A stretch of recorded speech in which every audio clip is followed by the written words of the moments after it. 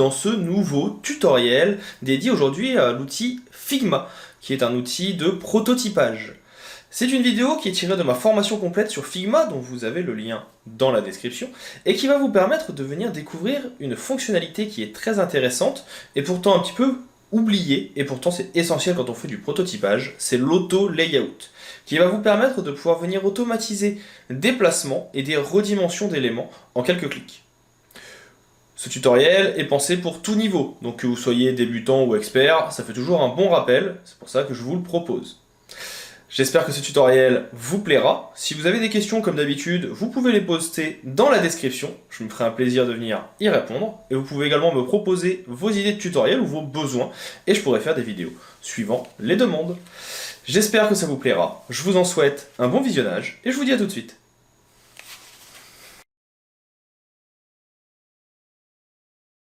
Passons maintenant à la présentation dite de l'auto-layout avec des images. Pour ça, je vais venir faire quelques rectangles. Ici, on va en faire 4 pour vous montrer comment cela fonctionne avec des images, mais aussi avec des rectangles de couleur.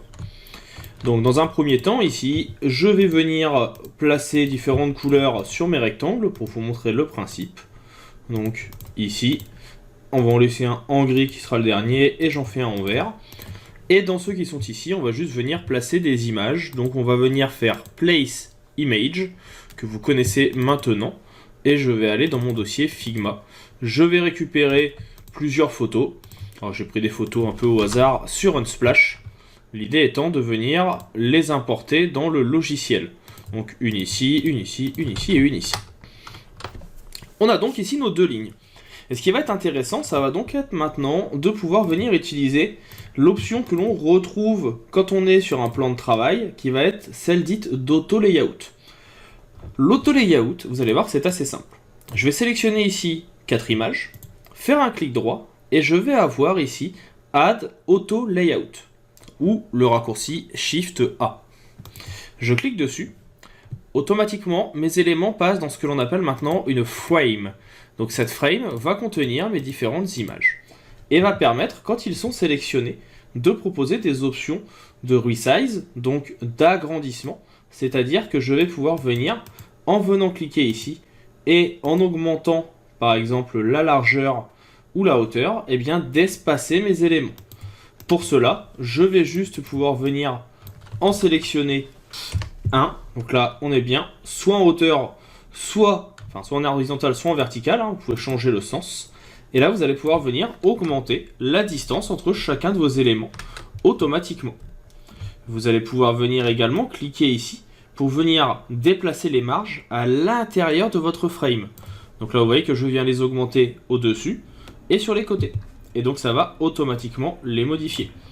Si je sors de mon élément, ça se verra un petit peu mieux, je vais pouvoir venir les corriger. Donc verticalement, horizontalement.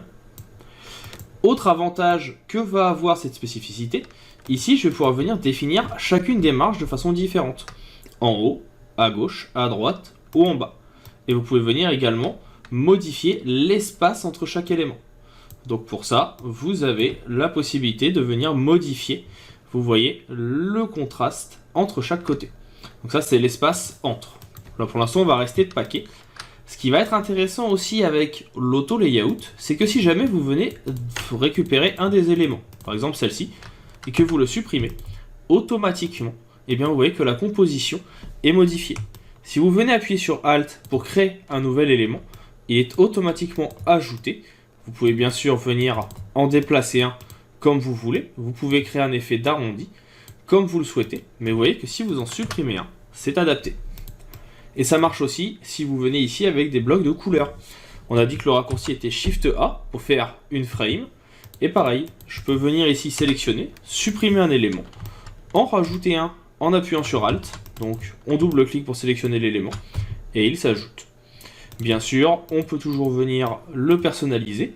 On peut venir changer à tout moment notre photo.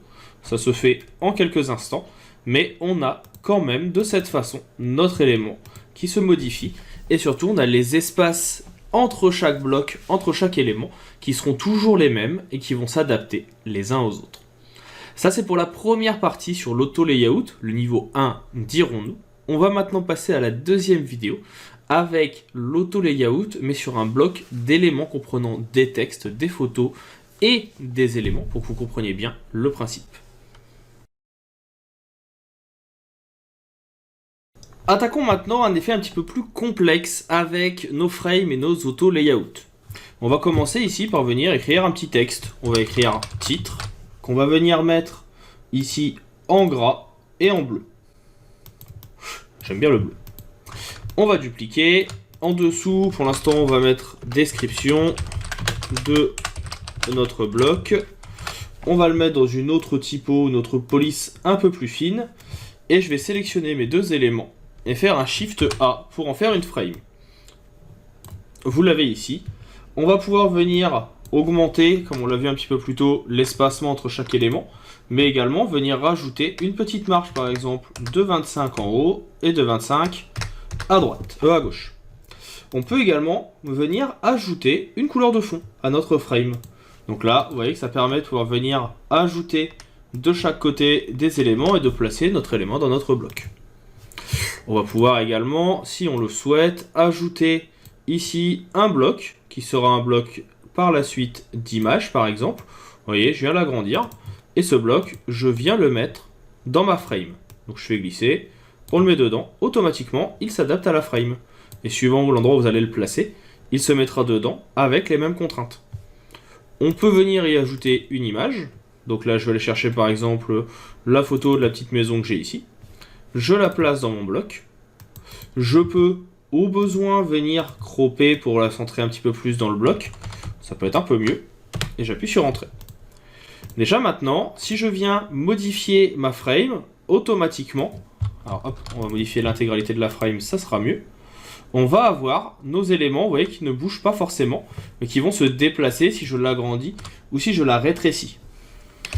Si maintenant je regarde, comme je le disais, hein, si je déplace ma frame, vous voyez que rien ne bouge, parce que rien n'est encore fixé. Mais si je clique sur mon image ici, j'ai maintenant la partie Resizing qui apparaît. On voit qu'elle est ici fixée par la hauteur et la largeur. Je peux demander à ce qu'elle soit fixée par le container, et donc ma frame. Et si maintenant je resélectionne celle-ci, et que je viens déplacer, ben vous voyez que la photo va s'adapter automatiquement à la taille de la frame. On peut faire la même chose pour le texte. Imaginons ici que je viens écrire du texte beaucoup plus important. Donc là, vous voyez qu'automatiquement, il va s'adapter. Si je viens sauter des lignes, eh bien également, l'élément va venir s'adapter en termes de taille.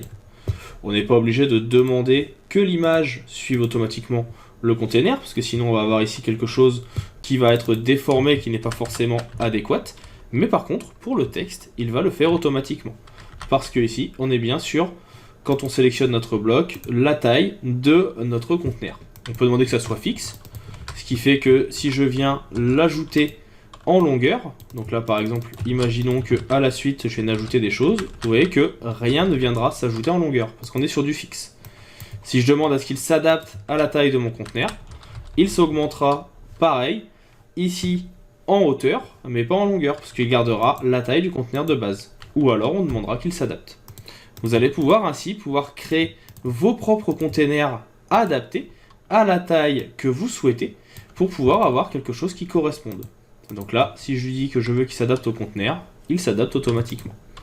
Et bien sûr, vous pouvez ajouter dans votre frame plusieurs fois des éléments. Là, je peux faire un CTRL-G, un CTRL-J, si ma mémoire est bonne, c'est un CTRL-D pour dupliquer.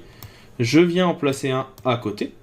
Alors attention, là on peut mettre une deuxième frame, ou bien le groupe, on peut venir demander à ce qu'il ne soit plus ici sélectionné en hauteur, mais comme on l'avait vu un petit peu plus tôt, que ce soit un auto-layout en largeur.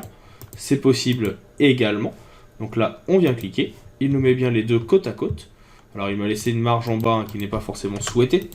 On pourra le corriger par la suite. Mais là maintenant, on a bien nos éléments dans la frame, avec la possibilité de venir les écarter. On va pouvoir venir réduire l'espacement de notre frame ici. Et on a bien donc nos éléments qui apparaissent. Donc voilà, vous voyez que c'est assez intéressant. Il y a pas mal de petites choses à tester et à voir. Mais je trouve que c'est assez fort, surtout que maintenant, on n'a vraiment plus qu'à venir adapter la taille de nos éléments dans un sens ou dans l'autre pour que automatiquement les conteneurs s'adaptent pour pouvoir avoir quelque chose qui corresponde à ce dont j'ai besoin, à ce dont j'ai envie. J'en profite également, j'en avais pas parlé plus tôt, là on va sortir de la frame, hein, c'est juste pour vous montrer. Hop, ici, donc j'ai un groupe que j'ai mis en place. On va lui ajouter également ici, hein, on peut faire un petit clic pour remplacer le fond ou pour remplacer l'image. Nous, ce qu'on va laisser, c'est comme ça. Mais quand vous avez un groupe, vous voyez que vous avez aussi des petits points qui apparaissent qui vous permettent de définir le placement de vos éléments dans le groupe. C'est-à-dire que ici, vous pouvez définir les marges entre chaque élément du groupe. Ici, vous pouvez définir son placement et automatiquement, il retravaille le tout. C'est un petit peu comme l'auto-layout et je trouve que c'est assez intéressant et c'est souvent oublié. Donc je tenais à vous le remontrer pour que vous puissiez voir comment ça marche et comprendre le principe.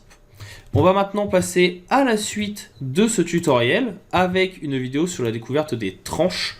Vous verrez que ça va aller assez vite. On va aller chercher une maquette que j'ai déjà réalisée, mais c'est pour vous expliquer le principe. Et on continuera ainsi donc dans la suite de ce tutoriel avec la partie librairie.